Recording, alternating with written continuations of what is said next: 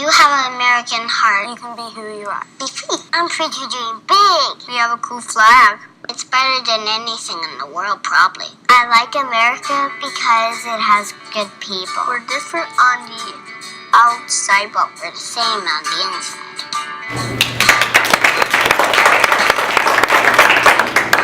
Thank you so much. And I just want to give you fair warning. At the end of my talk, and actually we'll probably wait till Lee speaks, I'm going to give you a call to action.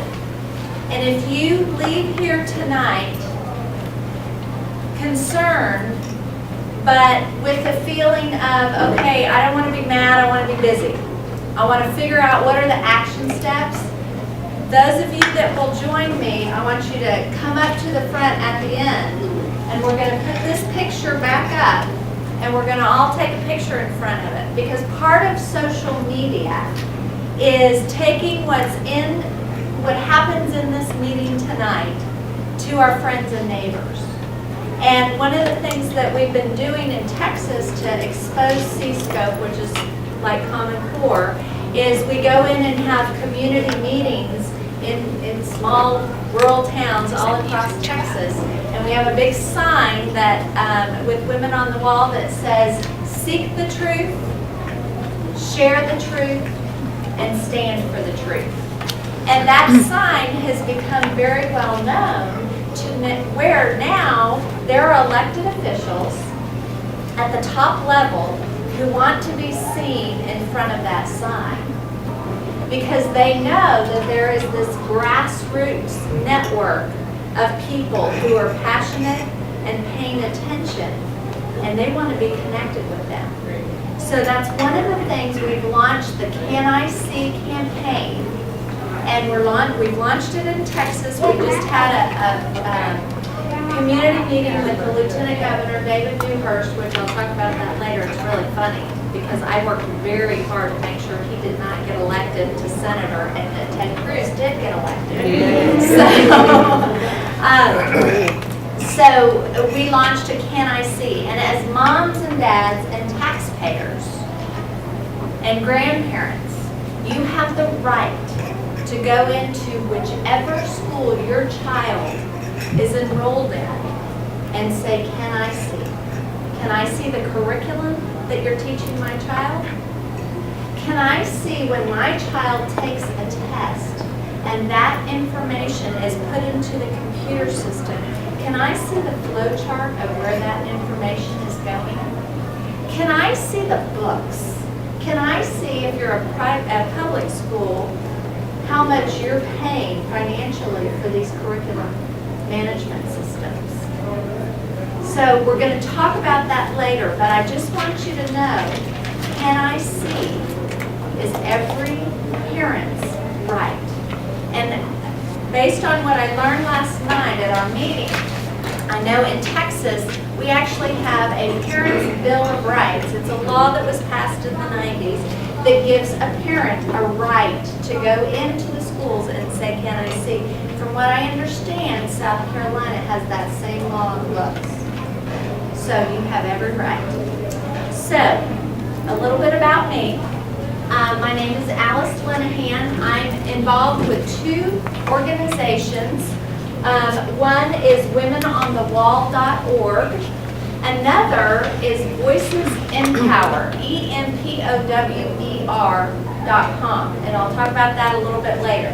But Women on the Wall is an organization. We are a group of moms who care about the safety and security of our children and our grandchildren and the next generation. And the three major issues that we take on are education, immigration, and national security.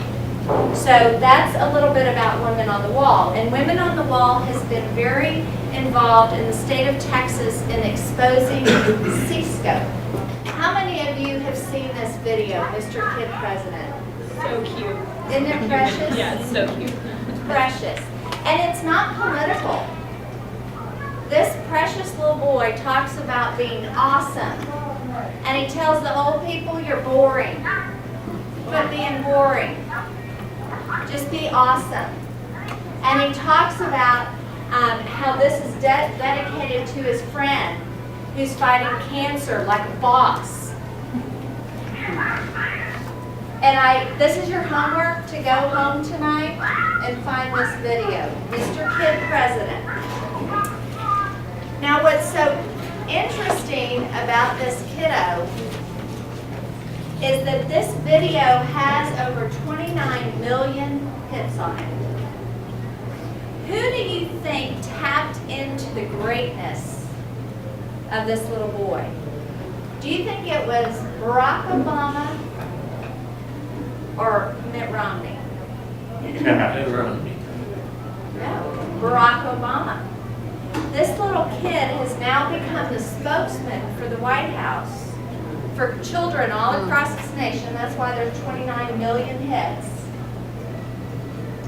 And he's the kid, they've made all kinds of videos from it. I just saw at Target the other day, they had a t-shirt that says, like a boss. So it's going viral. He walked him through the White House, showed him Lincoln, pictures of Lincoln, Martin Luther King. He's the one that invites kids to the White House. This kid is feeling really good. And it wasn't political, it's just about being a good person. How many of you feel, like Scott said, feel comfortable about where our world is today? It's an illusion. So much of what our children are being fed in the schools and by the left is feel good. But as they're making them feel good, they're entrapping them and ruining their future. So we have to understand that while we're fighting this battle and we're yelling about how there's, trying to indoctrinate our children and they're communist and they're socialist, how do you think, and many of you are older in this room, and so it's your children whose children are in school today, when they hear us talking, who are they going to be drawn to? The people that are yelling socialist, communist, or the people that are saying, just be good?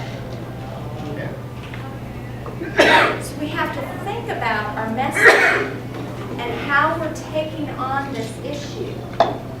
Because if we're going to win, we've got to win with truth and facts, but we've got to use the technology and use the messaging that they use to attract people to our message.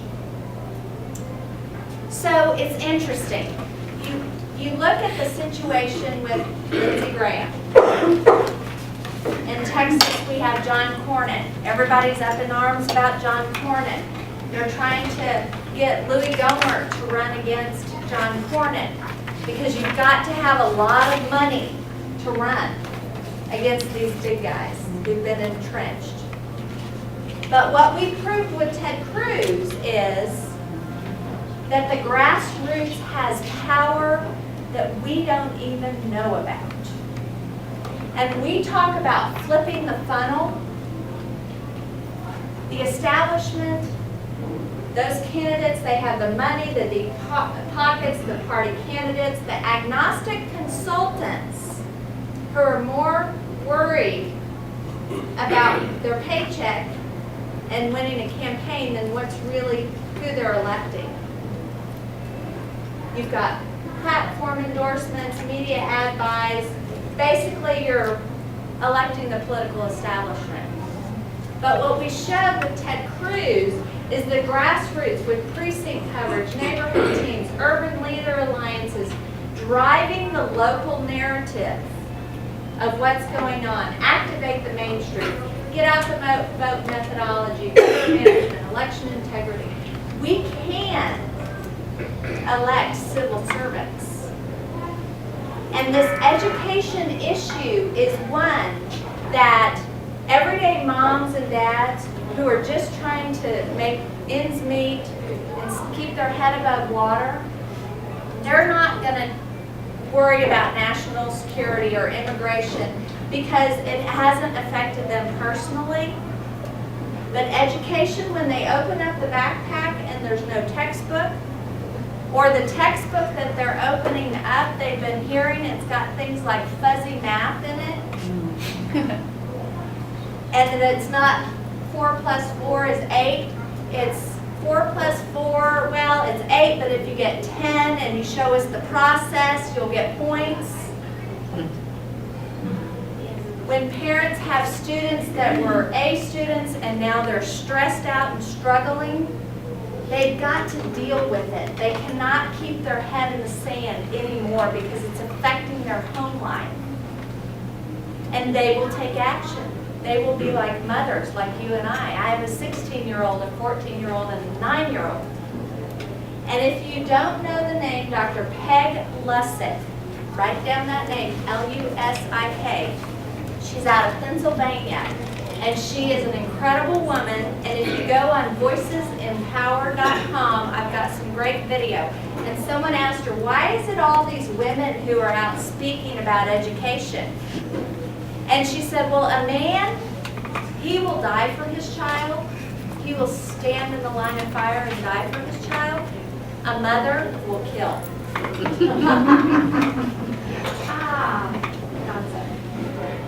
And I told that to David Dewhurst, Lieutenant Governor David Dewhurst. And I said, I don't really care about your political campaign. I care about someone who's going to take on this issue as a ticked-off dad and work hard to make sure that children in Texas are safe. And oh, by the way, if you are governing like that, you very well may get reelected. Because we want ticked off moms and dads in elected office. So, what do we do? How do we do this? How do we take on this issue? First and foremost, I am just a mom, a ticked off mom. Back in 2008, before Obama was elected, I started connecting dots. And I'm not going to go into my whole story because we've got other important things to talk about, but I became what I call a connected authority. I am someone who on Facebook and Twitter and through blogging and writing, I post news and information at least 3 times a day on social media.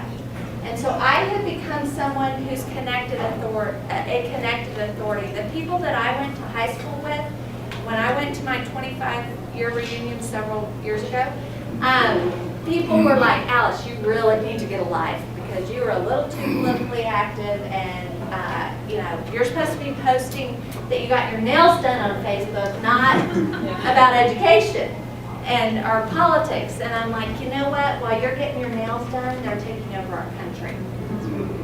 Well, those same people now come to my Facebook for their news and information because I'm someone that they know and trust. And they may not agree with me on everything, but they know me and they know that I'm doing the research. Then we have the engaged minority. That's you. People that show up at grassroots meetings, people that are involved in the Tea Party, politically active people. You are the engaged minority. But then we have the passive majority. Those are the folks that are still watching Dancing with the Stars and have no clue about what's going on. So how do we reach the passive majority? She's up before the sun on the run. Another dollar, another day, another cup of coffee. Thank you, Lord, for giving me one. She still leans on her dreams, but it seems sometimes she's the only one who still believes that life is hard. So she takes it on.